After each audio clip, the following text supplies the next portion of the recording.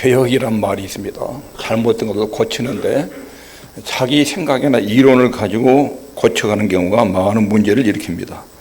개혁이란 것은 성경으로 돌아가는 것입니다. 원래의 자리로 돌아가는 것입니다. 16세기 종교개혁은 성경으로 돌아가는 운동이었습니다. 이런 개혁운동은 교회의 새로운 생명과 능력과 큰 부흥을 일으킵니다. 정확하게 알아야 할 것은 원래 폼을 잘 알아야 된다. 원래 모습이 무엇이었는가. 교회를 개혁한다고 할 때 교회의 원래 모습이 중요합니다. 교회의 본질적인 원형, 원래 모습은 사도행전 2장에 나와 있습니다. 교회를 개혁한다고 할 때 그 표준에 비춰서 현대교회를 비춰봐야 되고 우리의 모습을 봐야 됩니다. 오늘날 사람들이 겪는 문제는 과거와 똑같습니다. 예수님이 살던 1세기, 바울이 살던 그 1세기하고 현대인은 현대시대가 같습니다. 언제나 그대로입니다. 기계 기술이 발달돼도 과거에는 걸어다니고 마차를 타고 다니고 말을 타고 다니는데 지금은 비행기 타고 다닌다. 이게 큰 변화 같은데 인간의 근성은 바뀌지 않았습니다.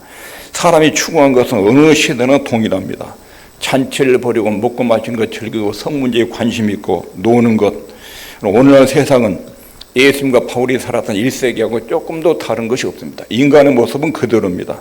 똑같이 타락하고 똑같이 악하고 똑같이 소망하고 똑같이 근심하고 인간이 겪고 있는 숙제는 여전히 그때나 지금이나 똑같습니다. 이런 세상에 가장 필요한 것이 복음입니다. 세상의 유일한 희망이 복음 메시지입니다. 사도행전에 나타난 설교자들이 등장하자 온 천하를 어지럽게 하는 사람들 이렇게 불렀습니다. 그 당시 교회만큼 로마의 충격적인 파장과 영향을 끼친 것이 없었습니다. 그리스에는 위대한 철학자들이 있었습니다.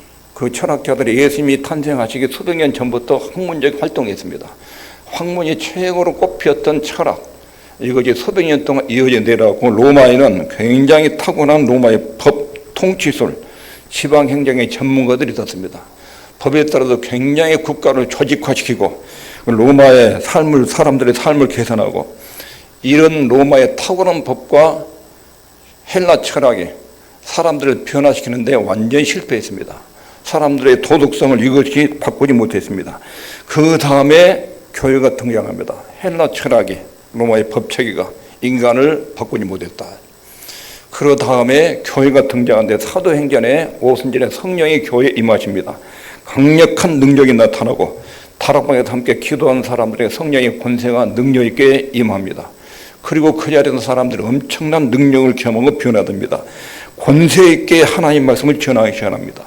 사도 베드로가 설교하자 한 번에 3,000명이 회개하고 돌아옵니다. 그리고 또 설교하자 5,000명이 돌아오고 회개하고 돌아옵니다. 2장 47절에 보면 주께도 구원받는 사람을 날마다 더하게 하시니라. 사도행전에 발생한 최초의 교회 모습이 무엇이었는가?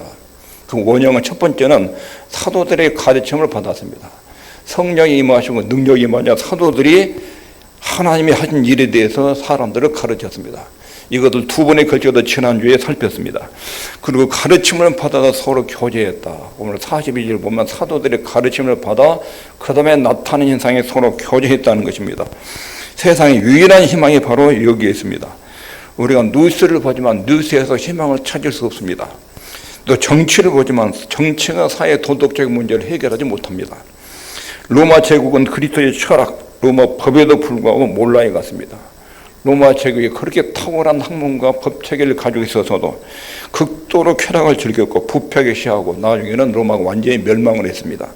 이 모든 것을 억제하는 것이 한 가지밖에 없는데 그것이 바로 복음입니다. 복음. 복음이 인간의 유일한 희망입니다.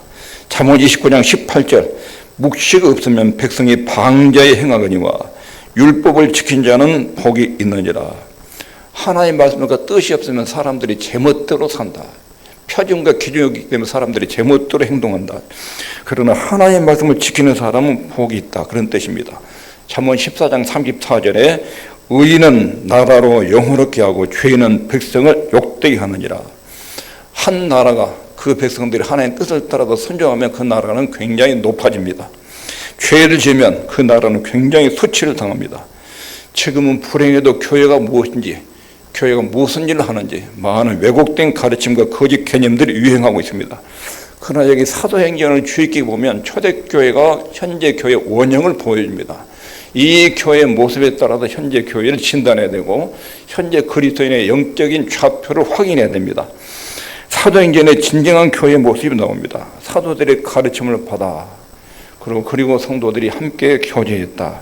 본문에 나온 사람들이 어떤 사람들인가? 얼마 전까지만 해도 예수님을 죽이라고 소리를 질렀던 군중들입니다. 그런데 사도 베드로가 설교를 했습니다. 그들의 마음에 죄를 깨닫고 크게 찔림을 받았습니다. 그리고 회개하고 예수님께로 돌아왔습니다. 3,000명이 더했습니다. 여기서 말하는 교제는 뭔가? 교제가 아닌 건 연합운동, 이건 교제가 아닙니다. 특별히 WCC를 중심으로 에큐메니컬 운동, 교회 일치운동이죠. 모든 기독교 교파는 하나로 모입시다. 하나를 이루어야 됩니다. 그리고 천주교도 하나로 이루어져야 됩니다. 타 종교도 전부 다 종교는 통합을 해야 됩니다. 종교 통합운동, 이것이 WCC의 운동입니다. 여기에 중요한 정신이 뭐냐면 교리에 관심이 없습니다. 교리를 따지면 교회가 분열됩니다. 교리가 중요한 것이 아니라 교제가 중요합니다. 이게 WCC의 중심 정신입니다. 우리에게는 교리가 필요 없습니다. 우리에게 필요한 것은 성도의 사랑과 교제입니다. 교리 때문에 교회파가 너무 많이 날아있으니까 교리가 중요한 것이 아닙니다. 연합과 죄는 다릅니다. 연합은 같은 신앙 고백을 가진 사람이 한 몸, 한 덩어리가 되는 것이 연합입니다. 제휴는 각각 다른 생각을 가지고도 어떤 동일한 목적이 생기면, 방향이 있으면 그때 연합하는 것, 이것을 제휴라고 합니다. 정치적인 연합은 교제가 아닙니다. 마음 깊은 곳에서 분열과 불일치가 일어납니다. 그러니까 믿음의 내용이 다르면 하나 될 수가 없습니다. WCC 안에는 성경이 하나님 말씀이 아니라고 믿는 사람도 있습니다. 우상 종교에도 구원이 있다고 믿는 사람도 있습니다. 그런 종교가 연합하면 그건 혼합주의, 진정으로 일치운동이 아닙니다. 에큐메니컬 신자들은 이런 주장을 합니다. 우리가 모이기만 하면 만나는 것이 중요합니다. 하나를 이룬 것이 중요합니다. 로마 카톨릭이든 개신교든 그리고 모든 종교 통합이 이루어진 것이 바람직합니다. 종교는 하나로 통합돼야 됩니다. 이런 운동은 기독교가 아닙니다. 이것은 교제도 아니고 연합도 아닙니다. 교제란 무엇인가? 사람들이 생각하는 교제는 주로 만나서 악수하고 차 마시고 다과 나누고 사교적 측면의 교제, 본문이 말하는 교제는 전혀 그런 내용이 아닙니다. 진정한 교제는 무엇인가? 읽겠습니다. 시작. 예수 그리스도를 중심으로 하나님과 바른 관계를 맺고, 이게 교제의 단서입니다. 예수 믿고 하나님과 올바른 관계가 회복되어서 하나님의 아들, 딸이 된, 그리고 나서 두 번째 있습니다. 시작. 그 생명과 진리와 사랑을 성도들이 함께 나누는 것입니다. 예수 믿고 새로운 생명을 받지요. 동일한 생명과 가치가 그 사람 속에 자리를 잡습니다. 그 생명, 하나님의 생명, 복음 진리, 그 안에서 성도들이 함께 경험을 나누는 것, 이게 성도의 교제고 본문이 말하는 교제입니다. 참된 교제의 의미는 그것입니다. 같은 복음을 믿고 같은 생명에 참여한 연합운동, 이것이 성경이 말하는 연합이고 교제입니다. 진정한 교제는 깊습니다. 거기에는 생명력이 있습니다. 삶의 중요한 자리를 차지합니다. 성도의 교제를 굉장히 중요한 가치로 여깁니다. 한 가족이 되고 결코 끊을 수 없는 끈으로 연결됩니다. 나도 하나님과 하나님의 자녀고 옆에 사람도 하나님의 자녀면 서로 알아봅니다. 한 번 만났는데도 오래전에 만난 것보다 더 가깝게 알아봅니다. 먼저 예수 그리스도에 대한 신앙 고백을 갖고 내가 죄인이라는 것을 알고 하나님의 은혜와 사랑을 알고 사후세계를 알고 이런 내용을 믿는 믿음의 사람을 딱 만나서 대화를 나눠보면 처음 만나도 한 가족이라는 것을 깊게 경험합니다. 예수님께서 일찍이 이것을 설명해 주었습니다. 예수님 앞에 부자 관원이 왔다 가지요. 제자들이 어떻게 해야 천국에 갈 수 있습니까? 그러면서 우리같이 모든 재산, 가족 다 버리고 주님을 따랐는데 우리에게는 무엇이 있습니까? 우리도 영생을 얻습니까? 그렇게 주님께 묻습니다. 그때 주님이 대답하기를 예수께서 가라사대 진실로 너에게 이르노니 나와 및 복음을 위하여 집이나 형제나 자매나 어미나 아비나 자식이나 전토를 벌인 자는 금세에서도 집과 형제와 자매와 모침과 자주가 전토를 100배나 받되 핍박을 겸하여 받고 내세의 영생을 받지 못할 자가 없느니라. 예수의 말씀을 요약하면 이것입니다.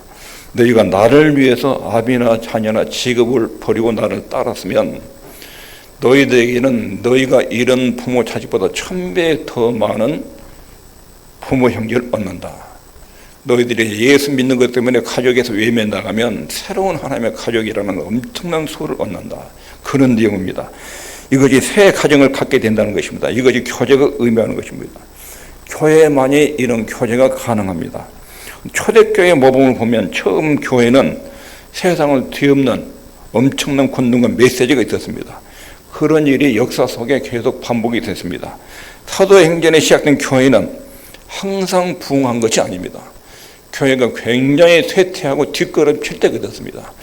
초대교회 모범을 잃어버리면 교회는 제도화됩니다. 교회 영적 생명이 죽습니다. 교회는 부유해질 수도 있고 정치력을 얻을 수 있습니다.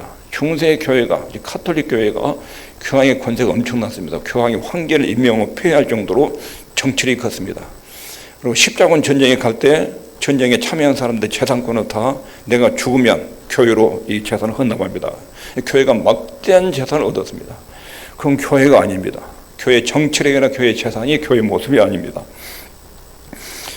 이것은 개혁이 아닙니다. 교회가 무엇이 진정한 교회인지 알려면 사도행전 2장으로 돌아가야 됩니다. 이들은 매일 모여서 사도들의 가르침을 듣고 서로 교제하고 떡을 떼며 함께 기도했습니다. 이런 현상이 확산돼서 교회 믿는 자의 수가 날마다 더 있습니다. 여기에는 역동성, 능력, 생명이 가득했습니다. 이게 교회 원형의 모습입니다. 교회는 큰 조직이 합니다. 복음 진리를 믿고 주님을 알고 삶이 변화되고 그 안에 가르침을 붙들고 함께 기도하는 사람들이 교회입니다. 그들 마음속에 하나님의 은혜가 있었습니다. 목숨을 걸고 모였고 삶은 변화되었고 하나님을 깊이 있게 알아갔습니다. 이게 초대교회의 모습입니다. 이것이 역사 속에 나타나는 교회의 모습입니다. 신약성경에 따르면 그리스도인지 여부를 확인하는 것 중에 하나가 이런 교제가 있는가. 성경의 원래 교회 원형에 따라서 현재 우리의 좌표를 확인해야 됩니다. 요한일서 3장 14절 우리가 형제를 사랑함으로 사망에서 옮겨 생명으로 들어간 줄 알거니와. 하나님의 자녀된 것을 어떻게 확인하느냐. 형제의 사랑한 것은 나타난다. 그 사람 속에 영적인 생명이 들어가고 거듭났으면 거듭난 생명은 형제를 사랑하는 열매로 표현된다. 그러나 사랑치 아니한 자는 사망에 거하느니라. 교회를 다니면 죽은 영혼은 형제 간의 교제가 없고 사랑이 없다. 이건 사망에 있다 하는 것입니다. 그리스도인은 교제를 추구한다는 뜻입니다. 베드로의 설교를 듣고 3,000명이 돌아오고 이들이 날마다 같이 모여서 교제를 했습니다. 그 무엇도 이들을 떼어 넣을 수가 없었습니다. 형제에 대한 사랑은 세상의 그 어떤 유대 관계보다 강하고 밀착적인 사랑이었습니다. 예수 믿는 하나님의 아들, 딸이 되면 예수 믿는 성도들과 함께 번호에 집은 욕구가 속에 일어납니다. 기독교의 증거는 사람들을 변화시키고 거듭나게 하고 새 가족으로 소속되게 만듭니다. 형제의 사랑은 비천하고 낮은 자들에게 무엇인가 느끼고 아무리 사회적으로 유명하고 훌륭한 그룹이 있더라도 그런 사람보다는 하나님 믿는 사람들 만나는 것이 내게 훨씬 더 기쁘고 유익하다. 이런 느낌을 가진 것이 정상적인 그리스도인의 모습입니다. 믿는 사람이 다 함께 있어 모든 물건을 서로 통용하고 또 재산과 소유를 팔아 각 사람의 필요를 따라 나눠주고. 초대교회 성도들 중에 3,000명, 5,000명이 모였죠. 그 모임 가운데 가난한 사람들이 딱 들어옵니다. 그러면 그때 공동체가 자기 재산을 팔아서 그 사람들을 같이 나눠서 공개했습니다. 한 사람도 우리 가운데 가난한 사람을 방치할 수 없다. 이것이 초대교회 성도들의 모습이었습니다. 이들은 각자의 소유를 그대로 갖고 있지만 어려운 사람이 보이면 자기 소유를 팔아서 그 사람들을 공평하게 나눠주는 그런 굉장한 사랑을 가졌습니다.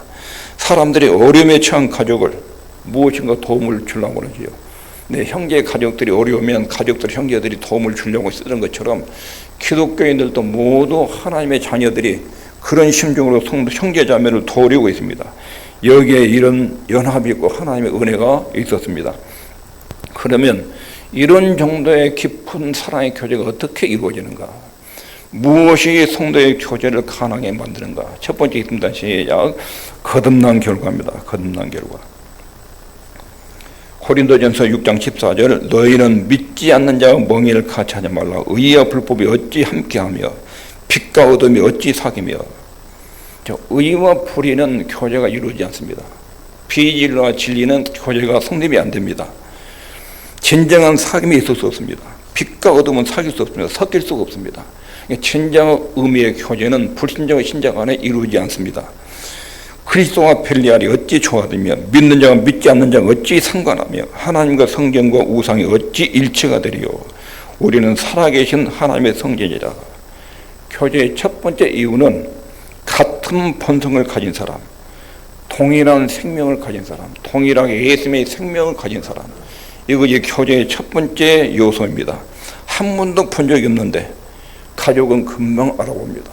하나님의 자녀는 하나님의 자녀를 몇 마디 대화 나누면 금방 감정 알아봅니다. 피부색도 옷도 빈부귀천도 중요하지 않습니다. 저 사람이 예수 믿고 나도 예수 믿으면 그냥 하나님의 가족으로 그냥 알아보고 대합니다. 두 번째 있습니다. 시작. 공통된 가르침. 구원은 하나뿐입니다. 딱 보면 예수님의 십자가 피, 예수님 은혜, 이것으로 내 죄 용서 받았다. 이것입니다. 은혜로 믿음으로 구원받은 것입니다. 동일하게 구원 조건이 똑같습니다. 예수를 믿음으로. 공통된 가르침, 기본적 믿음의 내용이 같습니다. 우리는 모두 죄인이다. 이게 공통적이에요. 우리는 모두 죄인이다. 그리고 구원자는 예수님뿐이다. 이런 근본적 일치가 대화 중에 확인됩니다. 그러면 하나의 가족으로 알게 됩니다. 그 다음에 세 번째는 신뢰감과 자유. 조금이라도 의심하면 교제가 성립되지 않습니다. 나도 주님의 자녀로 가슴을 열고 상대방도 가슴을 열고 그리고 대화를 나누고 교제를 나눕니다. 서로 간에 멋진 교감이 이루어집니다. 사도의 가르침을 받아 동일한 내용을 들었습니다. 동일한 생명을 받았습니다. 그리고 난 뒤에 서로 교제했다. 하나님 안에서 동일한 믿음의 대상과 믿음의 내용을 지니까 서로 일체가 이루어진 것입니다. 이들이 받은 새 생명이 가장 중요한 것이었습니다. 이전에는 그러지 않았습니다. 예수님을 만나기 전에는 관심사가 제각각이었습니다. 정치나 경제가 주된 관심사였습니다. 그리스도인의 주된 관심사는 새 생명이 있습니다. 새 생명에 대해 더 알고 싶고 새 생명을 더 풍요롭게 가지고 싶은 것이 그리스도인들의 공통적인 특징입니다. 새 생명은 굉장히 놀라운 것입니다. 우리 안에 들어온 신비로운 생명이 내 속에서 약동하고 있다. 이걸 감지하고 이 새 생명을 더 풍요롭게 더 아름답게 꾸미고자 하는 것이 하나님의 백성의 특징입니다. 사랑하는 자들아 나그네 행인같이 너희를 구원하노니. 나그네 행인같이 너희를 구원한다. 영혼을 거스려 싸우는 육체의 정욕을 제하라. 너희가 이방인 중에서 행실을 선하게 가져 너희를 악행한다고 비방하는 자들로 하여금 너희 선한 일을 보고 구원구하시는 날에 하나님께 영광을 돌리게 함이라. 베드로는 이렇게 말해요. 여러분들이 하나님의 아들, 딸이 됐습니까? 그러면 이 세상을 나그네와 행인처럼 여깁니다. 가장 먼저 깨달은 것은 사람들이 이 땅에 사는 목적이 땅에서 평화롭고 행복하게 사는 거예요. 근데 하나님의 자녀들을 딱 예수를 믿고 나면 이 땅은 나그네다, 행인이다, 지나간다. 인생관이 갑자기 이렇게 바뀝니다. 그리스도인이 되면 세상은 지나가는 여행자, 나그네다. 우리의 고향은 하늘나라다. 이것이 가장 드러내서 인생관이 바뀝니다. 빌립보서 3장 10절 오직 우리의 시민권은 하늘에 있는지라. 거기라도 구원하는 자 곧 주 예수 그리스도를 기다리느니. 하나님의 자녀가 되면 이 세상과 삶에 대한 관점이 근본적으로 변화가 일어납니다. 한때는 예수 믿기 전에 세상에 온갖 행복이 다 있는 것을 알고 거기다 집중을 합니다. 예수님을 알게 되면 새로운 가치, 더 높은 비전을 발견하게 됩니다. 그리고 세상의 세상적 가치관이 성경적 가치관으로 뒤바뀌는 혁명의 속에서 일어납니다. 그러면서 세상과 분리가 일어납니다. 베드로 사도가 이어서 하는 말이 베드로전서 2장 9절 오직 너희는 택하신 족속 왕같은 제사장 거룩한 나라 그의 소유된 백성이다. 신문에 대해서 언급합니다. 이는 너희를 어두운 데서 불러내어 그의 귀한 빛에 들어가게 하신 자의 아름다운 등을 선전하게 하려 함이라. 우리의 신분은 그렇게 말해요. 과거에는 어둠이었다. 어둠의 사람들과 사귀며 교제했다. 이제는 빛으로 넘어왔다. 빛의 사람과 사귀고 교제한다. 이제는 자신이 새 사람이고 어둠에 속하지 않았던 걸 안다. 베드로전서 2장 10절 너희가 전에는 백성이 아니더니 이제는 하나님의 백성이요 전에는 국류를 얻지 못하더니 이제는 국류를 얻은 자니라. 당연히 이 사실을 깨달은 사람은 모이고 하나가 됩니다. 새롭게 태어난 결과 택하신 족속 왕같은 제사장 거룩한 나라 소유된 백성. 택하신 족속 이 말은 하나님께서 은혜로 선택하여 구원하신 백성, 너희는 하나님의 은혜로 선택한 하나님의 백성이다. 왕같은 제사장, 하나님께 나가 예배하며 세상에 하나님을 나타내는 중보적 사역을 띈 사람이다. 거룩한 나라, 세상과 구별된 하나님께 속한 공동체의 사람이다. 그리고 소유된 백성, 하나님께서 값주고 사셔 특별하게 자신의 소유로 삼으셨다. 하나님의 소유다. 너희는 너희 것이 아니라 지금부터 하나님의 소유다. 이것이 베드로 사도가 말한 거듭난 사람의 생명의 역사입니다. 성령의 역사로 이제는 새로운 삶이 시작된 사람들, 이 사람들이 공통적인 가치를 가지고 교제를 나눴습니다. 베드로는 마지막으로 언급한 것은 이것입니다. 왜 여러분들을 하나님이 택하신 족속, 왕같은 제사장으로 삼으셨습니까? 그 답을 9절 하반절에 이는 너희를 어두운 데서 불러내어 그의 귀한 빛에 들어가게 하신 자의 아름다운 덕을 선전하게, 즉 어두운 데서 불러내어 죄의 무지 불신앙 사단의 지배 아래서 여러분들을 끄집어내서 그의 귀한 빛에 하나님이라는 지식, 구원, 진리, 생명, 거룩으로 끌어내고, 그리고 아름다운 덕, 탁월하신 주님의 구원의 역사를 사람들이 알리기 위해서, 그러기 위해서 여러분들에게 이런 신분을 주었습니다. 이렇게 지금 말합니다. 예루살렘의 최초의 신자들은 지속적으로 모여서 이들이 중요하게 교제한 이유는 이렇게 생각했기 때문에 그런 것입니다. 교회는 화려한 제도가 아닙니다. 최초의 교회 사람들은 교장과 보좌들 없고 신분이 낮은 사람들이었습니다. 그러나 이들이 하나님의 백성들입니다. 이들을 하나님께서 불러내셔서 새로운 소망과 새로운 생명을 주셨습니다. 우리는 무엇을 위해서 살고 있는지, 내 삶의 목적이 무엇인지, 나는 뭘 위해 사는가, 그리고 내가 가장 의지하고 있는 것이 무엇인가, 삶을 어떻게 대한가, 내 인생이라는 게 뭔가, 죽음을 어떻게 맞이할 것인가, 이것이 삶의 본질적인 질문들입니다. 하나님을 어떻게 만나고 뵐 것인가. 요한일서 3장 14절 우리가 형제를 사랑함으로 사망에서 옮겨 생명으로 들어간 줄 알거니와 사랑치 아니한 자는 사망에 거하느니라. 옆에 있는 성도를 한번 쳐다보십시오. 어떤 느낌이 드셔요?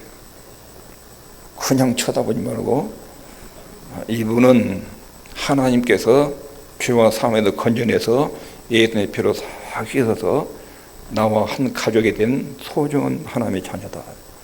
여기서 하나님의 자녀고 천국에 가서도 영원히 함께 살 하나님의 자녀다. 이분들이 세상에 어떤 사람보다 소중한 사람들이다.